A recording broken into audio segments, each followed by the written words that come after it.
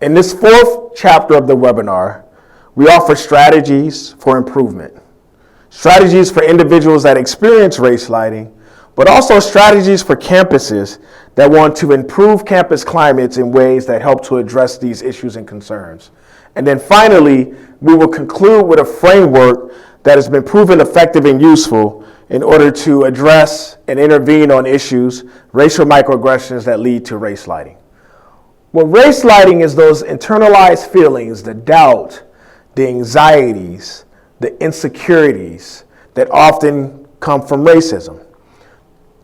And because of race lighting, when we experience race lighting, because there's a doubt that often is associated with it, a doubt that ensues when people question our beliefs and question our experiences, there's a tendency to start to believe and internalize the idea that something is wrong with us, or that we did something wrong, and this is why we're experiencing race lighting. There are 10 effective campus responses to race lighting.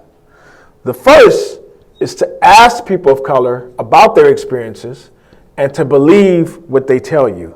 Now, there's several different ways that a campus can go about this. They can do listening sessions with employees and students. They can do focus groups. A campus could gather this information from a campus climate assessment. But whatever you do, make sure that you believe what they say and that you actually have an intention to do something with the information that they're sharing. It's one of the worst things that a campus can do is to ask and either not believe the information that's shared or not do anything with it. The second is to offer an authentic expression of care.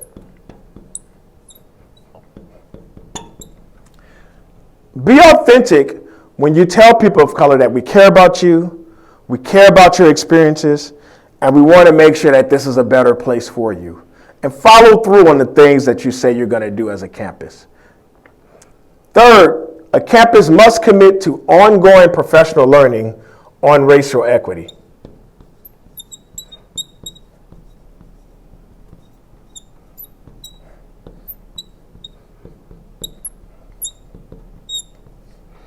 In doing so, a campus must offer a comprehensive strategy to make sure that all educators at the institution, be it faculty members, administrators, classified professionals, whoever it may be, everyone that works at the institution has an opportunity and is expected to build their capacity in being able to engage and address issues pertaining to racial equity. The fourth strategy is to establish a bias response reporting system.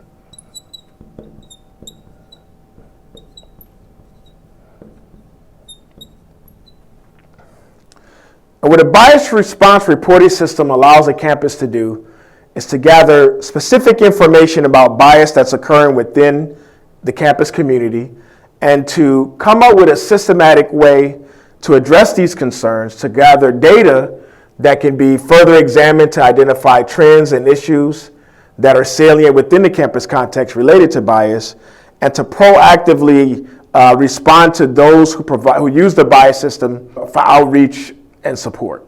The fifth strategy is to make sure we're not releasing statements without follow-up actions.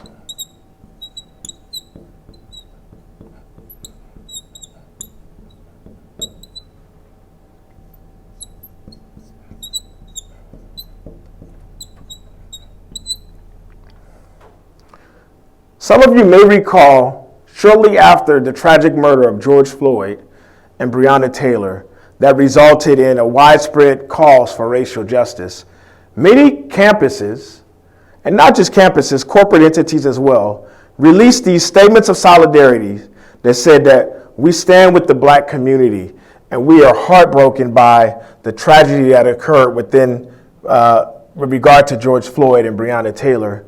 But there was no follow-up actions. There was nothing that the campus did beyond releasing a statement that demonstrated an ongoing commitment to addressing these issues, not even addressing the issues within their community. And when this occurs, it further exacerbates feelings of racism, feelings of race lighting within communities of color. The sixth strategy is to engage in proactive reach outs to communities that are impacted by racism.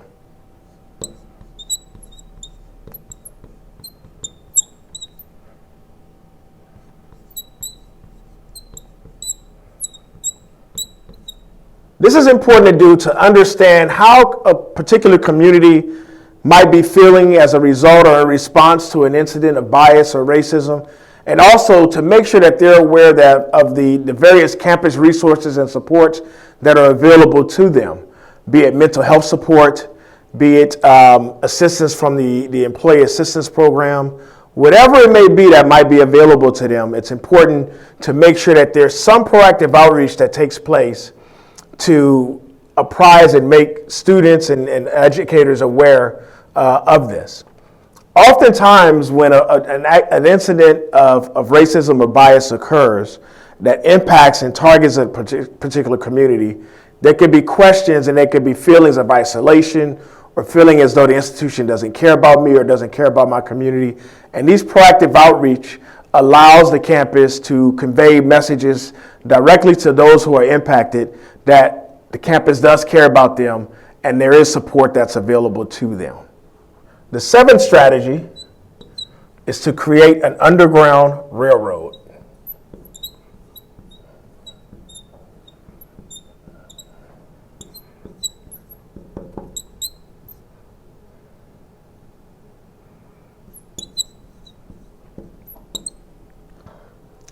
Now, Underground Railroad is essentially a group of educators who work at the college, work at the institution, that you can connect students with and direct students to, who you know is going to take care of them, who's going to support them in the most authentic and the most transparent ways, is going to make sure that they get access to any resources or support that they need.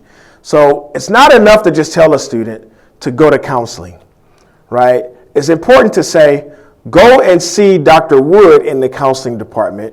He is going to take good care of you. As a matter of fact, I'm going to reach out to him and let him know you're coming, right? Making sure that, because you know that when that student sees Dr. Wood, that Dr. Wood is going to support them and Dr. Wood is going to engage them in the same manner in which you would. So an Underground Railroad is essentially when we have a group of educators and a group of colleagues who work in key departments and units who we can direct students of color to whenever they're experiencing trauma, they're experiencing harm, or they're experiencing some challenge or issue that's threatening their health, that's threatening their wellness, that's threatening their success, or whatever it may be. The next strategy is to engage in campus climate assessments for both racial climate and racial harm.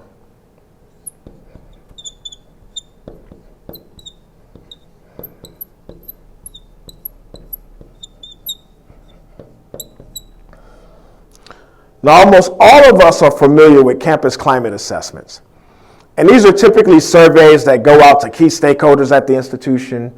Sometimes they go just to students. Sometimes they go out to students, faculty, and staff, right? But the idea here is that we engage in some sort of assessment of the climate. We collect data and information that lets us know the current status of the climate as it relates to race and how different groups are experiencing the climate, right? So how might students or colleagues of color, or students or educators of color, how might their experiences be different than those of their white peers and colleagues? Now, it's important, what most campus assessments do is they stop short in just assessing the climate, but they don't assess the harm that ensues from racism and racial microaggressions and racial battle fatigue and all of the issues that are connected to this phenomenon. So when you assess the climate, it's not only important to ask how folks are experiencing the climate, but also make sure you ask them what impact is it having on their health, on their well-being, on their success, on their job performance. Really make sure that you engage and deal directly and inquire directly about the consequences of the harm that they're experiencing.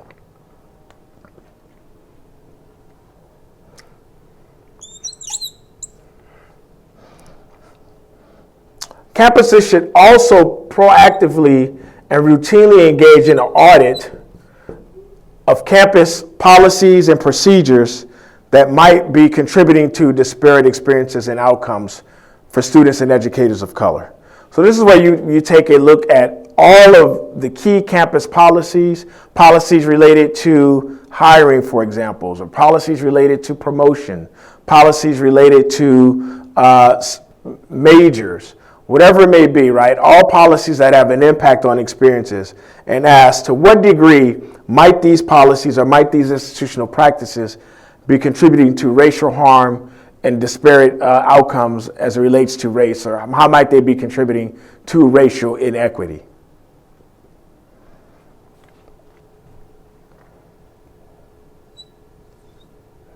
And then finally, it's important that campuses offer resources and opportunities for both group and individual counseling. Now, most colleges and universities will have a campus counseling center, and that's a very important resource. But it's not enough to just have a campus counseling center. It's important to also make sure that it's accessible, right? So that students and educators, if it serves educators, can get the support they need when they need it. And then also that the counseling services team, the clinicians who work in that space, that they have the cultural competency and awareness and the professional development that they need to really understand race sliding and to understand the effects of racism and to understand racial battle fatigue, right? So it's important to not only offer this as a resource, but make sure that your counseling center is staffed with educators who are aware and have knowledge and the information and the empathy and the capacity that they need to really support students as they deal with and address racism and racial inequity. There are also a set of personal responses to race sliding that have been proven to be beneficial and effective.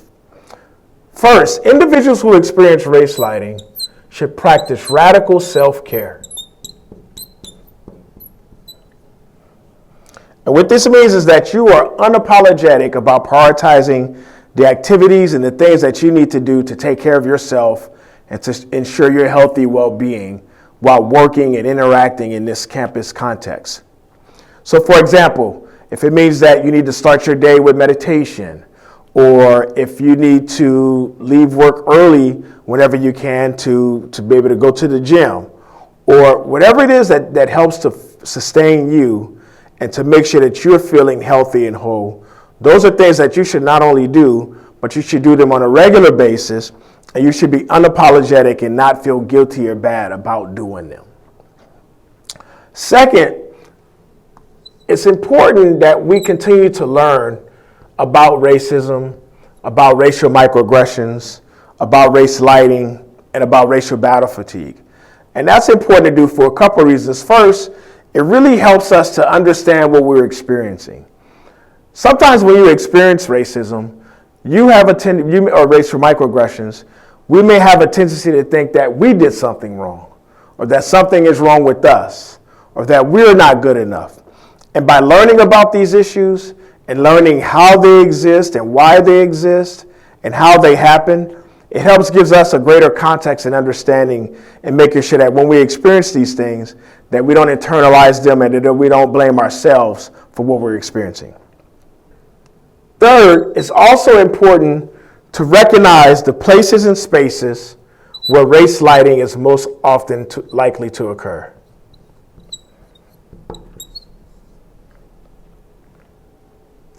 And so, for example, if you know in your home department that tends to be a space where race sliding is more likely, where you often experience it, well, it's important to know that and understand it and recognize that, and to do whatever it is that you can do to insulate yourself from that place.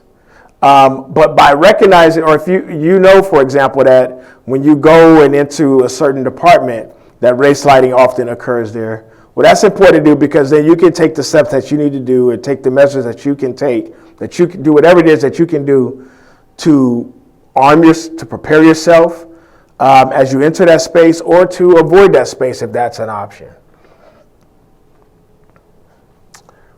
Fourth, it's very important to transition to safer spaces as soon as you can. Now, this may mean that you need to leave a position or you may need to leave an institution, and we recognize that not everyone is able to do that as soon as they want to, or not everyone has the privilege and opportunity to do so. We recognize that. But to the extent that you do have that as an option, we suggest that you exercise that option as soon as you can. Because one thing we know is that climates that are racially toxic tend to have been that way for a long period of time, and they don't change quickly, and that they don't change overnight. And so we think it's important that you prioritize yourself, and that you take care of yourself, and you do whatever you need to do to transition out of that space and to transition into a space that's healthier and that's much more conducive to your well-being and to your success. And then lastly, it's important to document your experience.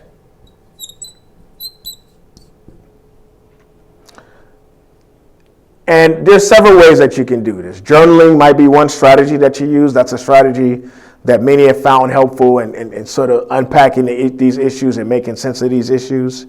But being able to write these things down or to document them in some sort of way can also be a way of releasing them, to getting them out of your head, to making what is internal more external. And that can be a way that can offer some level of relief and some level of release that can be helpful as you work through and focusing on your health and your well-being. All right, as we conclude this module of the program, we're going to present a framework that is often useful in addressing racial microaggressions that leads to race lighting. The framework is called the RAVEN, and it's a 5-step process. And each letter of the word RAVEN stands for a step or something that you can do in order to intervene when you observe racial microaggressions taking place. We call it the RAVEN because each letter of the word RAVEN stands for a process or something that we can do, a message that we can convey that helps to intervene and address racial microaggressions when we observe them occurring. The first step is to redirect.